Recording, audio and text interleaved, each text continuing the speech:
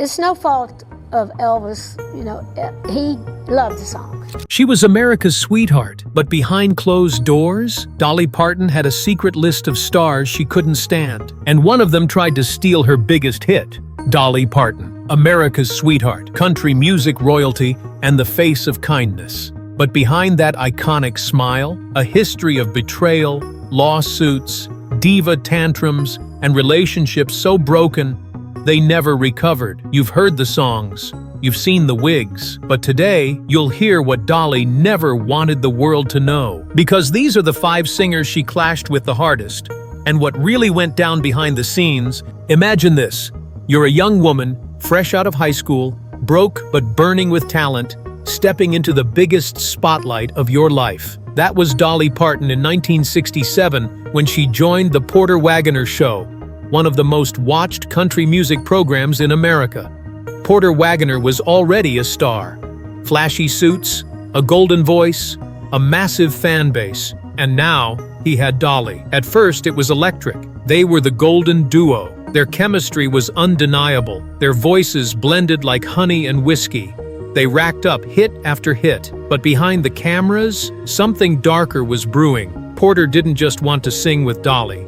He wanted to control her image, her songs, her money, her future. He decided where she performed, what she wore, what she sang. He even tried to lock her into a contract that gave him control over her entire career. At first, Dolly played along, grateful for the opportunity. But she wasn't just a pretty voice in a wig. She was a songwriter, a visionary, a powerhouse with ambition bigger than the Grand Ole Opry. And she wasn't about to be anybody's puppet. By 1973, she'd had enough. The tension was unbearable. So she told Porter she was leaving the show. Publicly, they acted like it was a friendly split. But behind the scenes, it exploded. Porter sued Dolly for $3 million, claiming she broke their contract. He wanted a cut of everything she made after walking away. Her shows, her songs, her future. Dolly was devastated. She had looked up to him, loved him like family, and now he was trying to take her down in court. She could have gone public, exposed him, fought dirty, but she didn't. Instead, she settled quietly, paid him off, walked away, and never spoke badly about him in the press. Why? Because Dolly knew something Porter didn't. That she wasn't done. Not even close.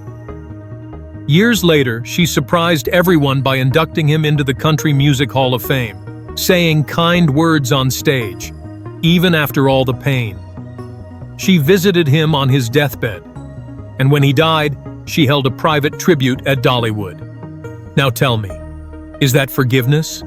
Or closure? Or a final goodbye to the man who tried to own her? Whatever it was, it's one of the most emotional, twisted, and unforgettable betrayals in country music history. Let's talk about the song that changed everything.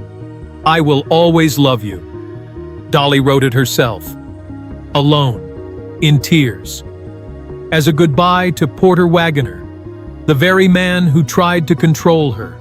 It was raw, real, and heartbreakingly beautiful. And it became an instant hit. But then he came calling. Elvis Presley. Yes, the king of rock and roll wanted to record Dolly's song, and not just record it, make it his own. Elvis loved the song. His team said it would be his next big hit. Dolly was thrilled. Imagine that, her song, sung by Elvis Presley. That's a career-defining moment. But then the deal came in, and it was dirty. Elvis's manager, Colonel Tom Parker, demanded that Elvis get 50% of the song's publishing rights. Half of her most personal song, half of her life story, just for the honor of having Elvis sing it. That wasn't a collaboration. That was theft disguised as opportunity. And Dolly? She didn't flinch. She looked the most powerful man in music in the eye and said no. Everyone told her she was crazy.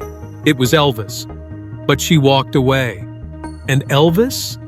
He never sang the song, never forgave her. Dolly later said, "It broke my heart, but I had to stand up for myself. If I'd let him take it, they all would have come for more." Years later, that same song would be reborn through Whitney Houston's legendary version, earning Dolly millions in royalties and cementing her place in music history. She didn't give it to the king, but she kept her crown, and that right there is why nobody owns Dolly Parton. Think you know what really happened behind Dolly's smile? Keep watching and tell me what you would have done at the end. It was supposed to be history in the making. 3 powerhouse women, 3 of the greatest voices in country music: Dolly Parton, Linda Ronstadt, Emmylou Harris. They called themselves Trio. The idea? 3 legends, 1 album, no egos, just raw talent and real harmony. But behind the scenes, it was war. And most fans still have no idea how bad it really got. Dolly was a one-take wonder. She liked to walk into the studio, sing her heart out, and get it done. Linda Ronstadt was the opposite, a perfectionist. Sometimes spending hours, even days, obsessing over a single vocal track. And it drove Dolly absolutely insane. She once said working with Linda was like being trapped in a studio with a diva who wanted everything perfect, polished, and painfully slow. Tension started building, and it never let up. At one point, Dolly nearly walked out. And Linda? She started telling people Dolly was flaky, unreliable, and more concerned with her solo career than their shared project. She even said publicly that she had no interest in working with Dolly ever again. The fans never saw the cracks. The album Trio became a huge hit, went platinum, and even won a Grammy. But the women? They weren't speaking. Years later, they tried to make peace for Trio 2, but the damage was already done. Recording sessions were filled with awkward silences and forced smiles. Behind the camera, Linda was still bitter, saying Dolly never took the group seriously, and hinting that fame had made her selfish. Dolly never fired back in interviews, but sources say she was deeply hurt, especially by how Linda aired it all in public. What was supposed to be a celebration of female artistry became a masterclass in passive-aggressive tension. Today, fans still wonder what could have been. But the truth is, this dream team was a time bomb from the start. You've heard of cancel culture. But back in 2008, Howard Stern tried to cancel Dolly Parton before that was even a thing. And he didn't just cross the line, he bulldozed over it. Here's what happened.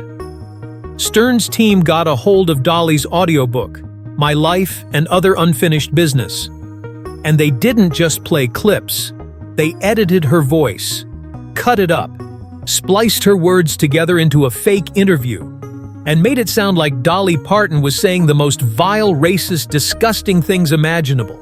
About her body, about other artists, even about her own fans. It was so offensive people thought it was a sick joke. But Stern?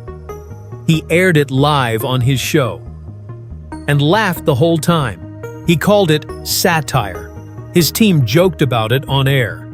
Dolly didn't laugh, not one bit. She released a rare emotional statement, and you could feel the heartbreak in every word.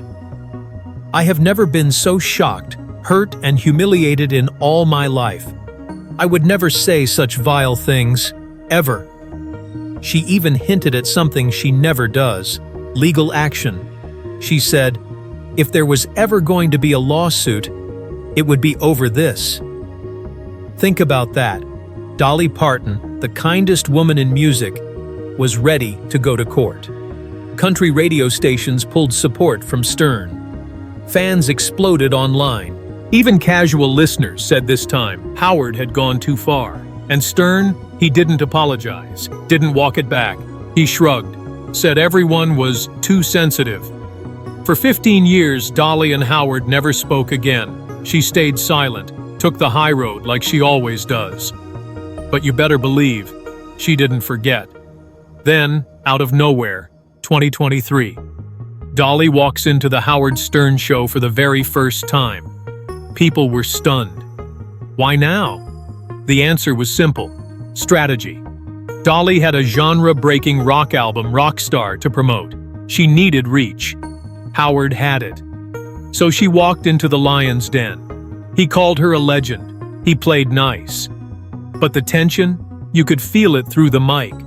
Dolly didn't come to forgive. She came to do business. And just like always, she won. Because while Howard tried to destroy her with a joke, Dolly reminded the world that class always beats shock. 5 names, 5 feuds. Some ended in lawsuits. Some ended in silence. Some never healed at all. But through it all, Dolly never played the victim. She stood her ground. She smiled through the pain. And she became one of the most beloved and respected icons in music history. Voiceover, inspirational tone. And maybe that's the real lesson here. You can be kind and still refuse to be walked on. Which of these stories shocked you the most? Let us know in the comments. And if you love deep dives like this one, hit that like button, smash subscribe, and ring the bell, because we've got more music legends and untold drama coming your way.